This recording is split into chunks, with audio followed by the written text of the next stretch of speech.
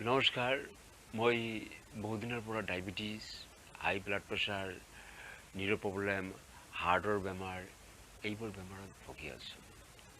কিন্তু আজি মই মেডিচিন আৰু কেইটামান উপায়ৰ মাধ্যমেৰে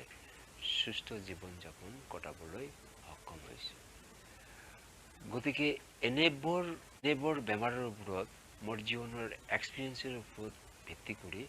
মই কিছু কথা আলোচনা কৰিবলৈ আগবাঢ়িছোঁ গতিকে মই প্ৰথমতে মই ক'ম ডায়েবেটিছনো কি আৰু ইয়াৰ কাৰণবোৰ কি আৰু ইয়াৰ লক্ষণবোৰ কি কি আমি জানো ডায়েবেটিছ সমাজত প্ৰচলিত সুগাৰ মধুমেহ আৰু বহুমূত্ৰ বুলি জনাজাত গতিকে ডায়েবেটিছনো কি ডায়েবেটিছ হ'ল মানৱ দেহৰ শৰীৰত লগাকৈ পেনক্ৰিজে আমাৰ দেহাত থকা পেটৰ ভিতৰত পেনক্ৰিজে শৰীৰক নিৰ্দিষ্ট পৰিমাণত ইনচুলিনৰ যোগান দিয়ে আৰু এই ইনচুলিনৰ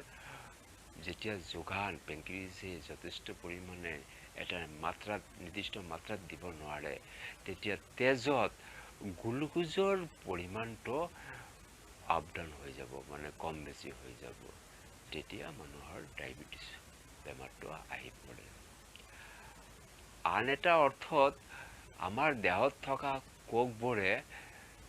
কেতিয়াবা উৎপন্ন ইনচুলিনবোৰ ব্যৱহাৰ কৰিবলৈ অক্ষম হয় তেতিয়াও ডায়েবেটিছ হয় গতিকে ডায়েবেটিছৰ কাৰণবোৰ এনেকুৱা যে যদি আপোনাৰ বংশগত কাৰোবাৰ ডায়েবেটিছ থাকে যেনেকৈ পূৰ্বপুৰুষৰ নিজৰ পিতা বা তাৰ দেউতাকৰ থাকে তেন্তে নেক্সট জেনেৰেশ্যন হিচাপে উত্তৰাধিকাৰী আপুনি বা আপোনাৰ পৰিয়ালৰ কাৰোবাৰ এজনৰ হোৱাৰ আশংকা থাকে আৰু অত্যাধিক নেশাজাতীয় বস্তু সামগ্ৰী সেৱন কৰিলেও আপোনাৰ ডায়েবেটিছ হোৱাৰ এটা লক্ষণ আহে নেশাজাতীয়ৰ ভিতৰত মদ ভাং ধূমপান ইত্যাদি এইবোৰ নেশাজাতীয় সেৱন কৰিলেও পেনক্ৰিজে কেতিয়াবা দুৰ্বল হৈ নিৰ্দিষ্ট পৰিমাণত নিৰ্দিষ্ট মাত্ৰাত ইনচুলিন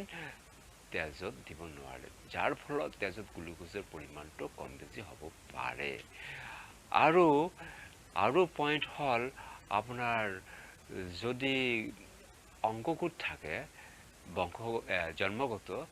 নাইবা কৃত্ৰিম উপায়ে কোনো এক্সিডেণ্ট হৈছে বা অপাৰেশ্যন কৰিছে তেনেকুৱা ক্ষেত্ৰতো অংকগোটৰ প্ৰক্ৰিয়াৰ ফলতো আপোনাৰ ডায়েবেটিছ হ'ব পাৰে আপুনি অনাহাৰে খালেও অৰ্থাৎ ভোক লাগিছে দুপৰীয়া সময়ত সেই সময়ত আপোনাৰ গধুৰ আহাৰৰ আপোনাৰ লিভাৰটো বিচাৰিছে আপোনাৰ দেহাটো গধুৰ আহাৰ বিচাৰিছে কিন্তু আপুনি একাপ চাহ আৰু এটা মিঠাই খাই আপুনি আপোনাৰ ভোকটো মাৰি দিলে আপোনাৰ দেহাত মিঠাইৰ প্ৰক্ৰিয়াটো গোটেই শৰীৰত আৱৰি পৰিলে তাৰ ফলত সেই সময়ত আপোনাৰ এনাৰ্জি আহিব আৰু পিছত ভোক নালাগিব কিন্তু এনেকৈ থকাৰ পিছতো কেতিয়াবা পেনক্ৰিজে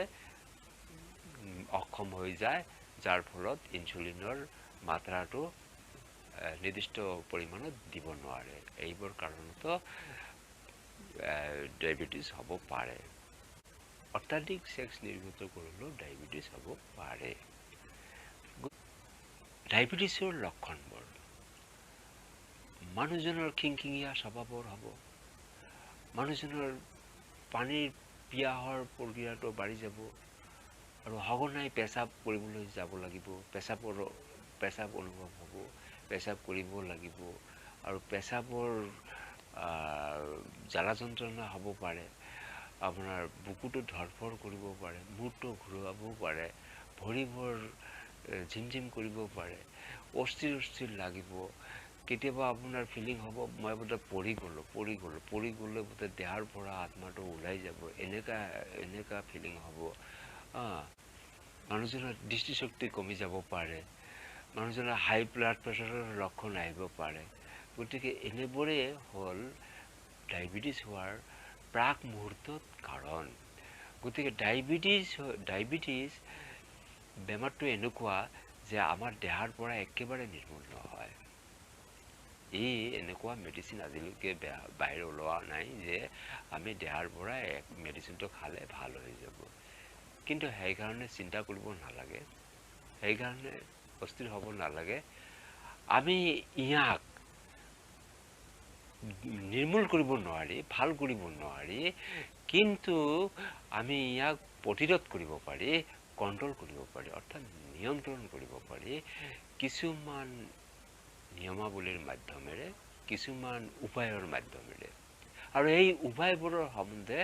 মই নেক্সট এটা ভিডিঅ' বনাম, নিশ্চয়কৈ আপোনালোকে চাই উপকৃত হ'ব বুলি আশা ৰাখি আজিলৈ ইমানেই। নমস্কাৰ।